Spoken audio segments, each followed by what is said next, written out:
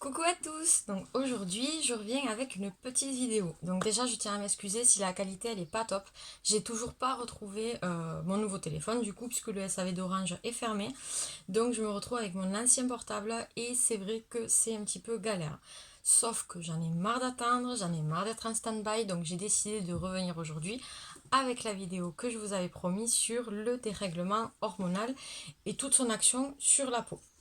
Donc on va commencer déjà par définir, par expliquer ce qu'est le dérèglement hormonal et pourquoi est-ce qu'il agit sur la peau. Donc le dérèglement hormonal, comme son nom l'indique, c'est un dysfonctionnement, c'est-à-dire qu'on produit une plus grande quantité ou une trop faible quantité de l'une ou l'autre des hormones. Donc généralement chez la femme, c'est progestérone et oestrogène. Il peut y avoir un peu de testostérone, mais bon, c'est plutôt chez les hommes ça. Donc on va parler principalement œstrogène, progestérone.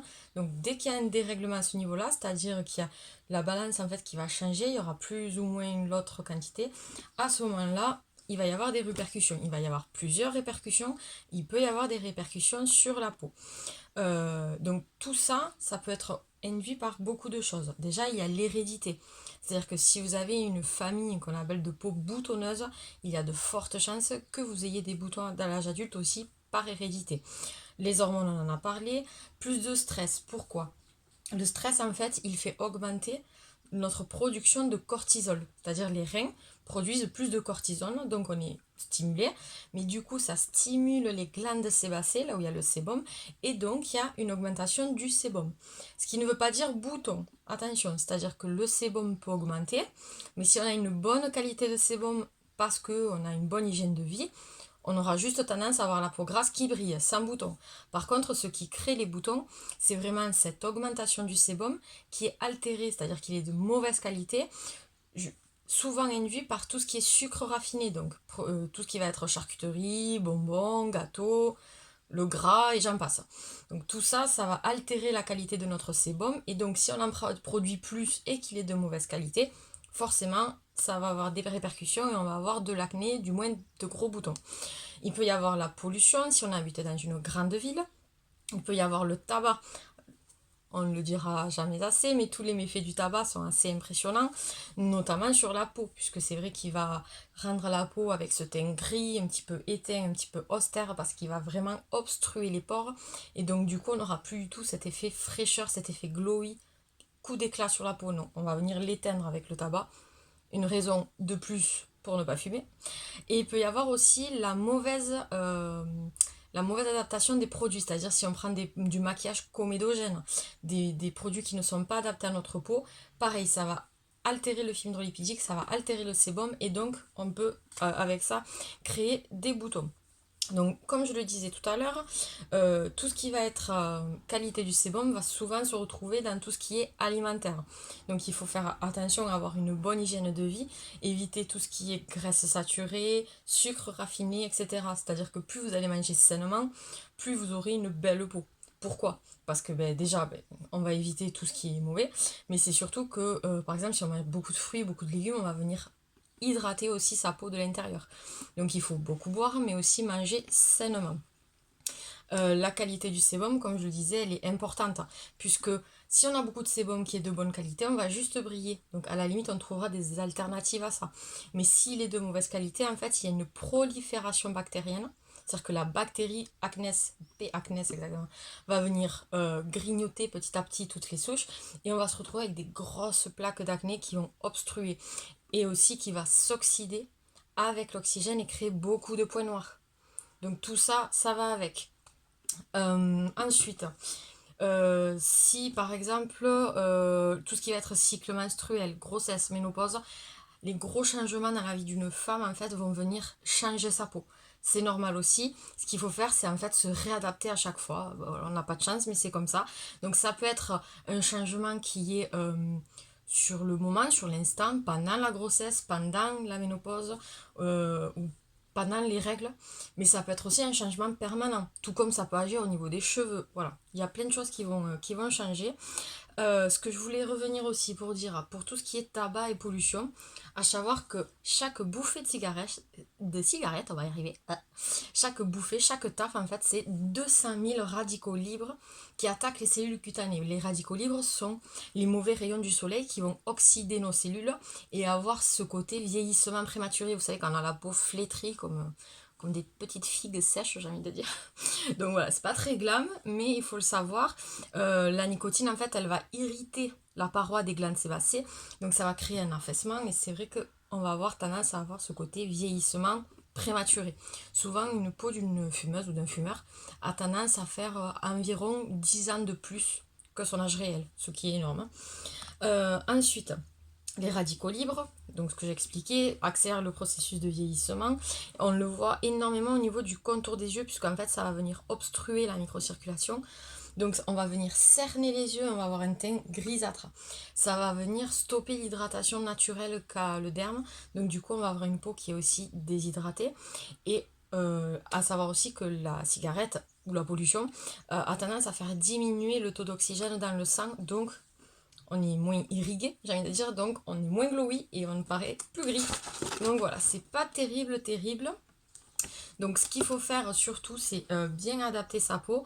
Si jamais voilà, vous avez de l'acné dû à un dérèglement hormonal, je vous conseille surtout de ne pas vous diriger vers des gammes dites d'acné juvénile, c'est-à-dire toutes les gammes qui sont consacrées aux adolescents, parce que justement vous allez venir agresser votre peau et vous allez avoir tendance à l'assécher encore plus, et là on a un effet rebond, c'est-à-dire que plus on va vouloir assécher, plus on va vouloir enlever le gras de la peau, plus on va manquer d'hydratation, et la peau, qu'est-ce qu'elle fait pour se défendre d'elle-même? Elle reproduit du gras, parce qu'on ne sait pas produire de l'eau, sinon on serait éternel, vous vous en doutez bien. Donc du coup, comme elle ne sait pas produire de l'eau, elle produit du gras, et du coup on produit du gras de mauvaise qualité, on retourne avec nos boutons, et ainsi de suite, c'est le serpent qui se mord la queue. Donc surtout si vous êtes adulte, alors quand je dis adulte c'est vraiment majeur quoi, 18-20 ans minimum, et que vous voyez que vous avez de l'acné, surtout le maître mot c'est l'hydratation. Attention, je reviens à ma précédente vidéo, hydratation ne veut pas dire nourrir. Hydratation, ça veut dire ramener de l'eau. Donc on va se baser sur tout ce qui va être riche en eau, de l'aloe vera par exemple, de l'acide hyaluronique, voilà. Mais pas des choses nourrissantes, attention. Vous pouvez quand même utiliser pour tout ce qui va être démaquillant, nettoyage, on peut utiliser des choses pour peau grasse. Ça, il n'y a pas de souci, puisque de toute façon, un nettoyant, on va le rincer à l'eau et on va enlever le calcaire avec l'eau thermale, comme je le dis à chaque fois. Donc ça, il n'y a pas de souci. Par contre, en soin, il faut vraiment choisir des choses, déjà la galénique adaptée, donc des peaux normales à mixtes pour avoir des textures plus légères et plus fraîches. Mais surtout, l'hydratation. N'essayez pas d'assécher. Il vaut mieux à la limite, si vraiment vous avez des boutons, investir dans une petite huile essentielle d'arbre à thé ou un petit stop bouton où vous allez venir cibler en fait vos gros boutons et laisser faire le reste. Ensuite, j'ai envie de dire, les conseils d'acné ce sont les basiques, c'est-à-dire 2 fois par semaine, on peut faire un gommage et un masque adapté. Donc moi, ce que je conseille toujours là aussi aux adultes, pour pas assécher la peau, on se fait un bon gommage. Ça, il n'y a pas de souci, j'en ai assez parlé. On fait un masque qu'on va appeler purifiant, c'est-à-dire un masque qui va détoxifier. Donc là, je peux vous en présenter plusieurs si jamais ça vous intéresse. Je pense que ça fera l'objet d'un article. Mais sinon, même un masque à l'argile verte avec un peu d'huile essentielle, voilà, il n'y a pas de souci. On fait un masque vraiment pour détoxifier, pour purifier la peau. On rince, on va venir mettre le sérum, donc un sérum adapté.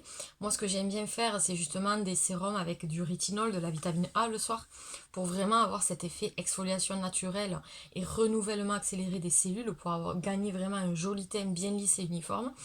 Et surtout, après son sérum et avant de mettre sa crème, je conseille beaucoup de mettre un masque en tissu hydratant. Vous savez, c'est les masques en biocellulose qu'on voit un peu partout. Vous le prenez hydratant basique, il n'y a pas besoin de chercher midi à 14h. Hydratant basique et vous le laissez appliquer sur la peau pendant un quart d'heure, 20 minutes. Vous le retirez, vous massez l'excédent et vous rajoutez votre crème soin pour le soir. Ça vraiment c'est la meilleure routine que je peux vous conseiller, parce qu'en fait vous allez venir à la fois détoxifier et enlever toutes les impuretés de votre peau, mais en même temps lui ramener de l'eau pour vraiment la gorger de bonnes vitamines quoi. Donc voilà ce que je peux vous dire. Il y a une grande tendance en ce moment aussi sur le face mapping. Le face mapping, en gros, c'est des boutons qui sont situés sur le visage et en fonction de la zone, on peut vous dire quelle est la partie détox à faire sur votre corps. Je prends un exemple. Donc ça va être tout, la peau, à savoir que c'est un émonctoire, c'est-à-dire que c'est comme le foie, les reins, les poumons, ça évacue les toxines, ça filtre l'intérieur et l'extérieur, ou l'extérieur et l'intérieur, voilà, ça filtre. Donc pour tout ce qui est médecine chinoise, c'est vrai que le visage, comme la plante des pieds par exemple, est souvent lié aux organes du corps. Par exemple, ça va vous parler, tout ce qui va être front, tous les boutons qu'on va avoir au niveau du front, c'est qu'on a un problème au niveau du système digestif bas. C'est-à-dire qu'on a les intestins un petit peu lourds et qu'il faut penser à essayer de bien nettoyer ces intestins, de manger moins lourd, de manger moins gras et surtout moins souvent. Tout ce qui va être au niveau des sourcils, des tempes, c'est tout ce qui va être le foie et tout le système hépatique. Donc il faut bien drainer son foie. Tout ce qui va être le nez, c'est tout ce qui est cholestérol, c'est-à-dire toutes les mauvaises graisses. Pardon. Tout ce qui va être les joues, c'est un manque d'oxygène, c'est-à-dire il faut détoxifier les poumons. Tout ce qui va être maxillaire ici, avec un petit peu le menton, tout ce qui est bouton de barbe qu'on appelle, là c'est vraiment hormonal. Donc là il faut se pencher soit pour faire une prise de sang, soit si vous êtes sous contraceptif, vous voir qu'il soit quand même adapté et voir si vous ne pouvez pas en changer pour améliorer votre peau.